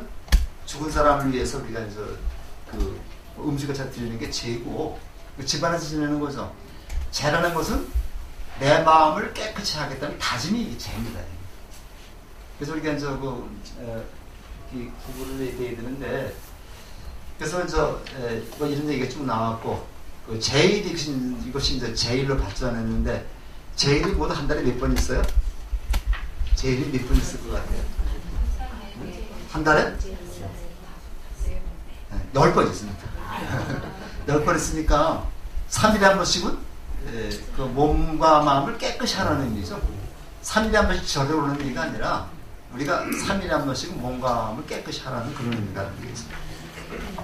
그래서 이거는 저희가 10제일이라고 그래요. 10제일이라고 해서 이제 특정 불가선을 배대하는 기도법회를 진행한다 해가지고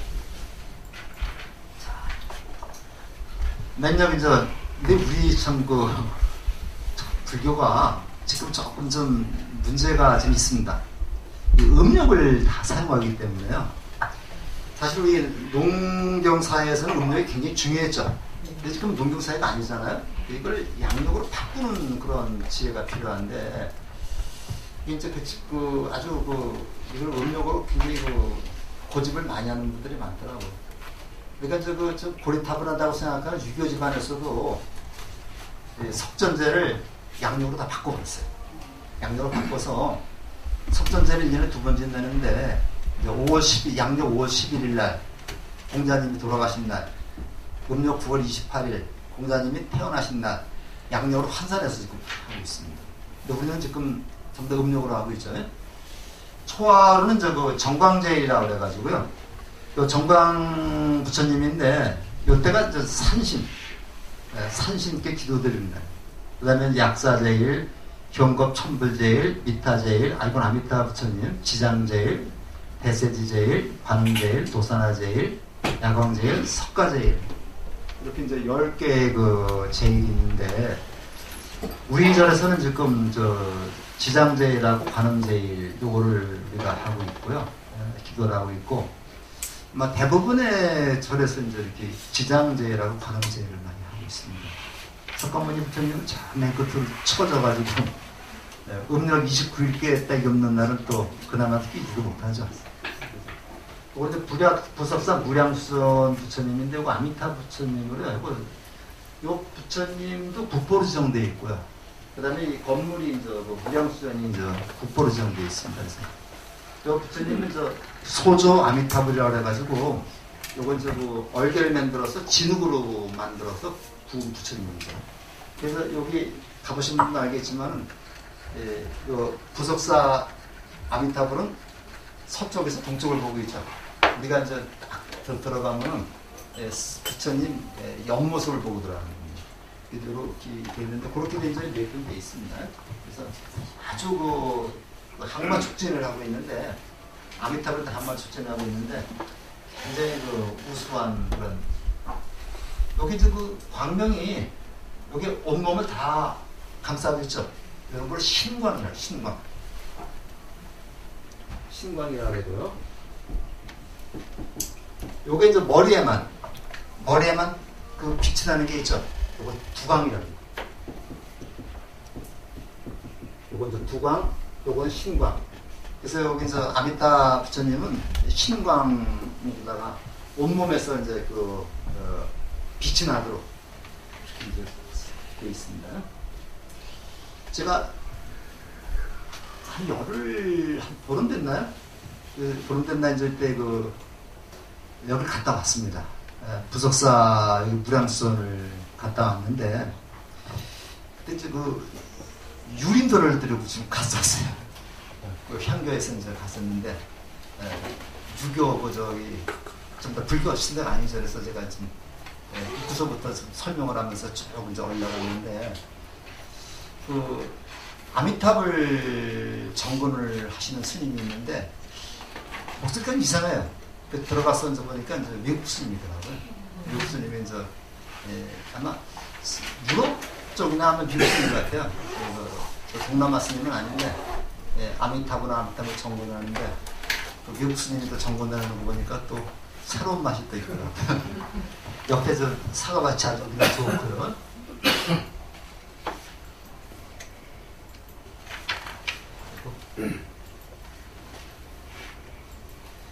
우리 5대 신앙인데요. 자, 신중신앙은 매월 초월이 정권제일날 보통 신중신앙이라 해가지고 이제 화엄성정 부르면서 이제 하죠. 그다음에 약사신앙이 이제 매월 음력 8일날. 그때는 이제 그 의사 부처님입니다. 이거는 여기 교재에 다 있을 거예요. 이거 적지 마세요. 다 있어요. 근데 아미타 신앙은 보러 아미타 부처님은 어떤 쪽에 계세요? 항상 서방 서쪽에 계시죠.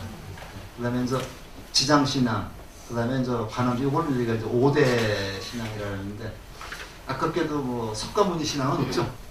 석가모니 신앙은 없고 우리 불교대학에서는 석가모니부 정권을 합니다만은 일반적으로 법회 때는 석가모니부 정권을 하지 않습니다. 왜냐하면 석가모니 부처님은 너무 지금 우리가 연불하거나 다가가기 어려운 분으로다가 알려져 있죠. 알려져 있고 그러면서 그 권능, 석가모니 부처님의 권능을 부분적으로 나타내는 관세음보살이 가장 친근하게 느껴집니다. 그래서 관세음보살은 보통 여자로 다 많이 그려지고 있죠. 근데 이제 정확히 얘기하면요. 석가모니 부처님은 남자죠. 다른 부처님들이나 보살님들은 전부 다가 어디서 나온 거예요? 석가모니 부처님의 가르침에서 나온 법신들입니다. 이게 다 법신들이라고 그래요. 석가모니 부처님이 관음경을 갖다가 관세음보살 보험품을 얘기하면서 관세음보살을 말씀하셨기 때문에 관세음보살이 나온 거고, 그죠? 지장보살 분원경을 설하셨기 때문에 지장보살이 나온 겁니다. 그래서 엄밀히 얘기하면 다른 분들한테는 남자라든가 여자라든가 성의 구분이 없습니다. 그것도 성으로 구분하는 게 분별심이죠. 근데 우리가 꼭 그렇다고 해서 그렇게 보지 마시고요. 관세음보살이 여자였으면 좋겠다고 생각하면 여자를 생각하시고요. 남자였으면 좋겠다는 생각은 남자를 생각하시고 괜찮습니다. 꼭 여자고 남자고 그거는 중요한 것이 아니니까. 그 다음에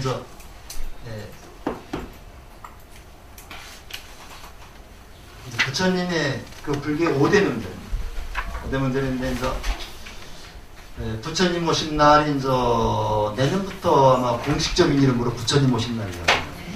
여태까지는 정부 공식적인 석가탄신일이 그 공식적인 그 명칭 이름이었었죠. 그러다 보니까 어떤 달력에는 불탄절 또는 석탄절 이렇게 쓴 데가 있었어요. 그래서 불탄절하면 굉장히 그 발음이 그렇죠. 석탄절하면 또 석탄 기념일 갖고 그랬는데 조계종에서 이번에 몇 년에 걸쳐서 정부에다가 건의를 해가지고 내년부터는 공휴일의 공식 명칭이 부처님 오신 날로 바뀝니다. 바뀌고 근데 조금 또 아쉬운 그 얘기는 엊그저께 불교신문에도 이렇게 나왔는데요. 앞으로 우리 이종표에서 절 이름이 다 사라질 위기에 처해 있습니다.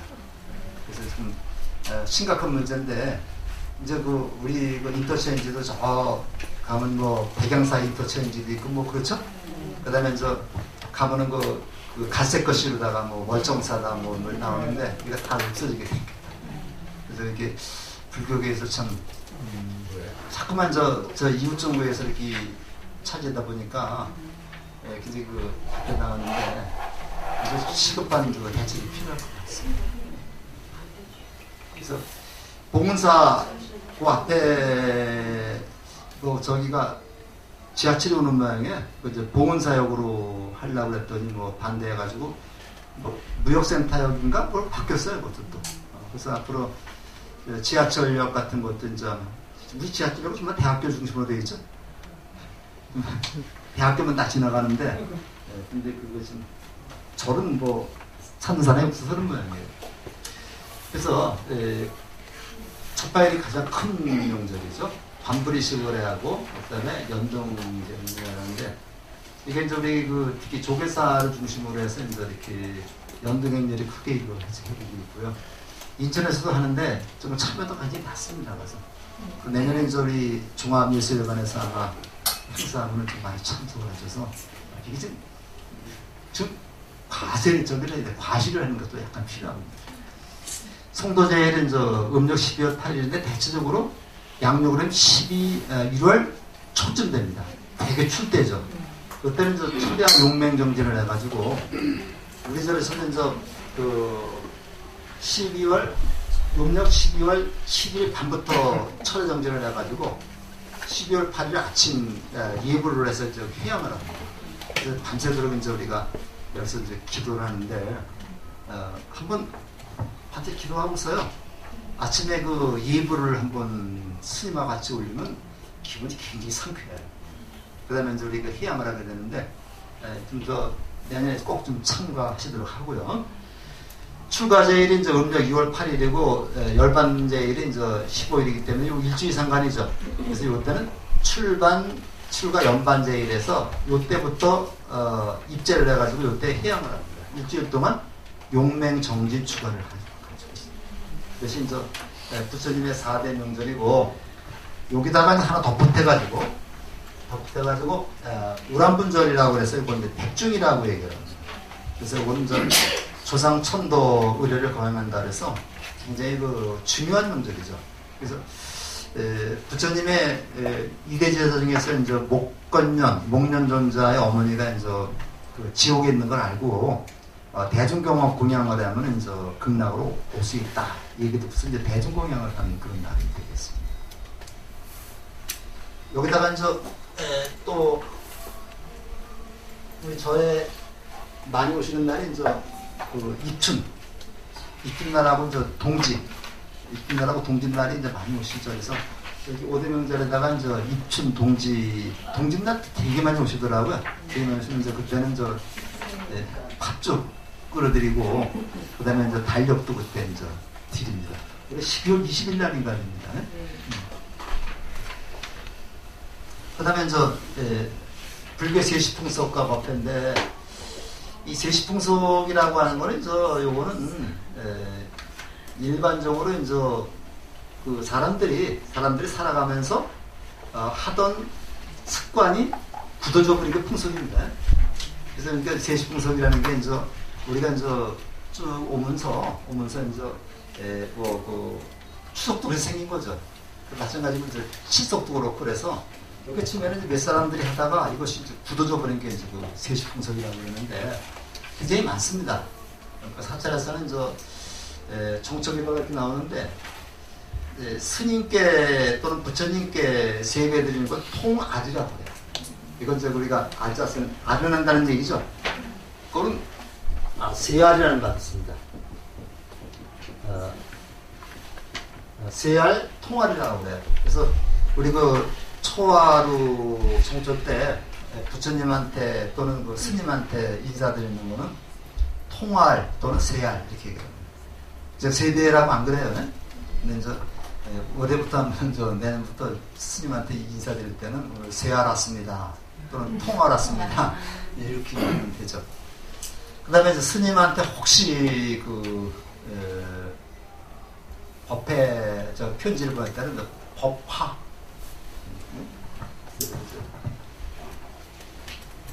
우리 종현 스님 법화라고 쓰는 거.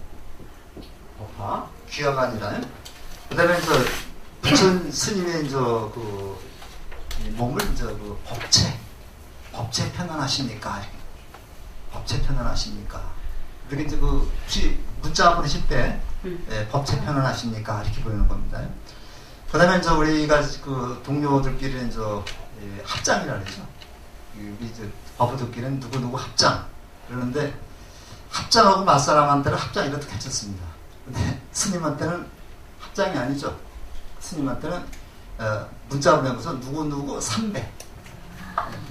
예의죠.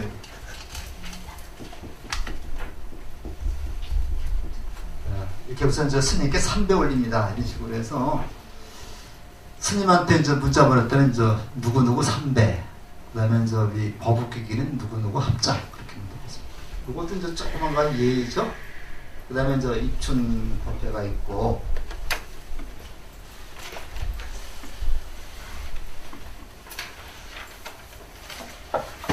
그 다음에 칠성법회인데, 이거 전부 다 세시풍속이 불교에서 받아들인 겁니다.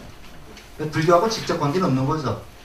견우와 직녀 간에 이제 우리 칠성각이라는 게 있는데, 북두칠성을 부처님으로 모시는 거죠.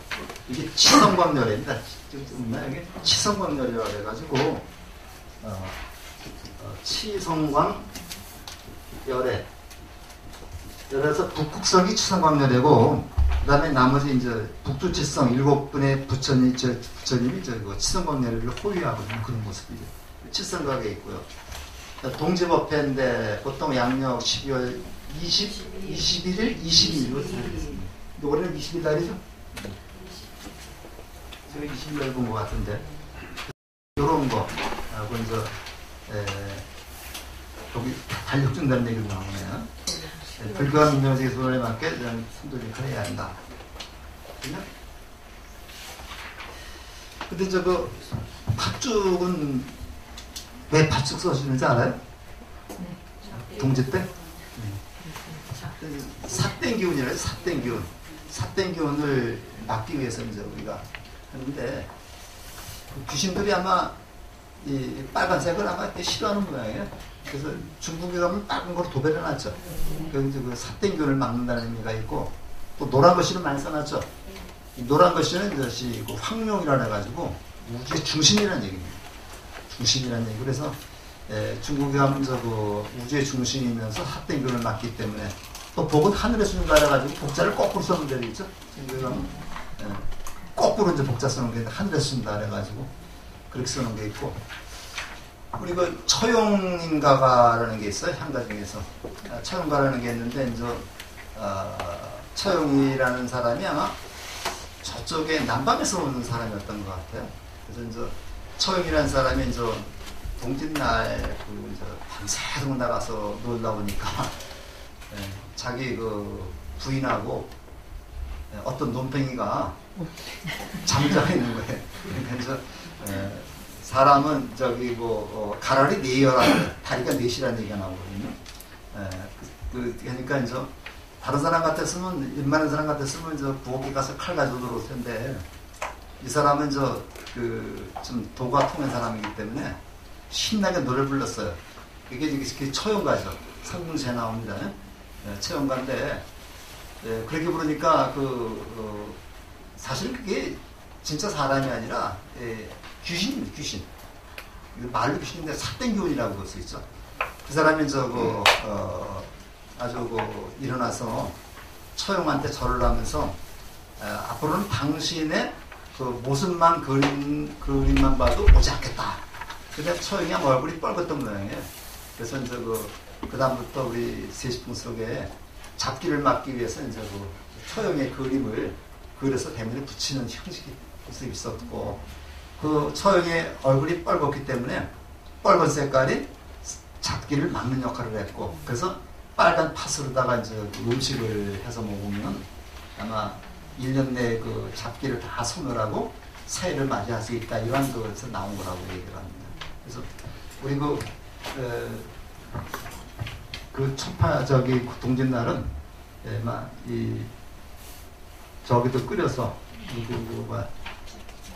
팥죽도 끓여가지고 등산객도 다 먹이고 있습니다. 그러니까 이 절집안에서는 음식을 만들어서 다 같이 먹도록 해야 되죠.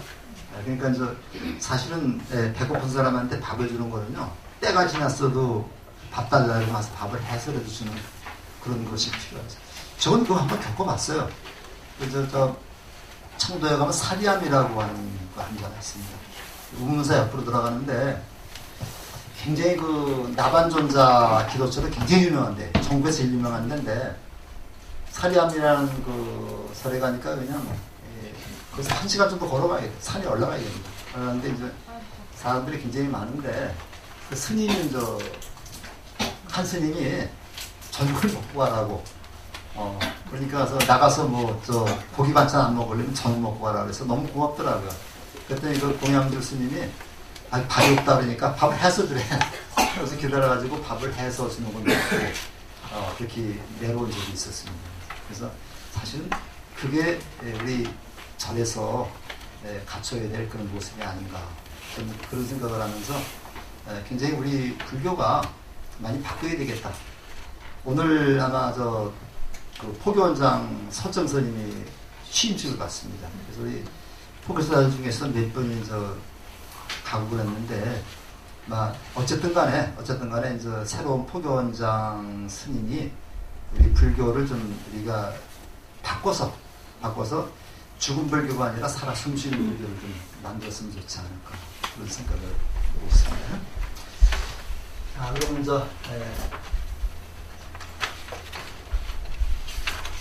자, 그럼 마지막입니다. 마무리하겠습니다. 내일 아침 삭자가 되면서 3부를 이동하는 마음이 좋겠다. 그래서 하루쯤은 아침에 일어나서 아침에 일어나서 같은 시간에 기도는 같은 시간에 하는 게 좋죠. 건강경에도 한번 독송하고 그렇게 마음가짐을 바르는 게 좋겠다는 거고, 그다음에 이런 얘기 한 달에 2번 이상 정기법회에 참석하자 해서 포교원에서 만든 자료인데 아직 이걸 굉장히 강조를 하고 있네요. 한 달에 2번 이상은 정기법회에 참여해서 우리가 이제 수행을 해야 되겠다. 그래서 우리 1호법회에도 많이 문이 열려 있습니다. 와서 좀 기도도 좀 하시고 법문도 좀 보시고 그걸 마음의 양식으로 삼을 수 있는 기회가 되었으면 좋겠습니다.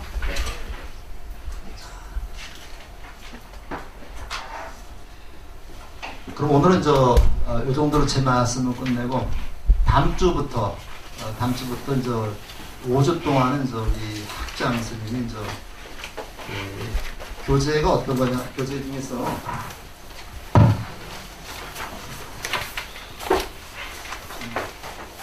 또 목차 보면 4장 있죠.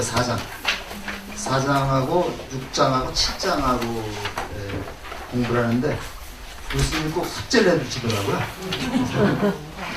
다음에 오실 때 4장 꼭 좀 읽어가지고 좀 오시고, 요 4장만 가지고 상관을 하신다고 했어요. 그래서 꼭 한번 읽어서 스님이 혹시 질문이 있을지 모르겠습니다. 대답도 하시고, 궁금한 거 있으면 스님한테 좀 여쭤봐서 제가 불교를 올바를 수 있도록 이렇게 했으면 좋겠습니다. 그리고 요거 다 끝나면은 제가 마무리 또 합니다. 제 시간 아직 끝난 거 아닙니다. 오늘 마치겠습니다.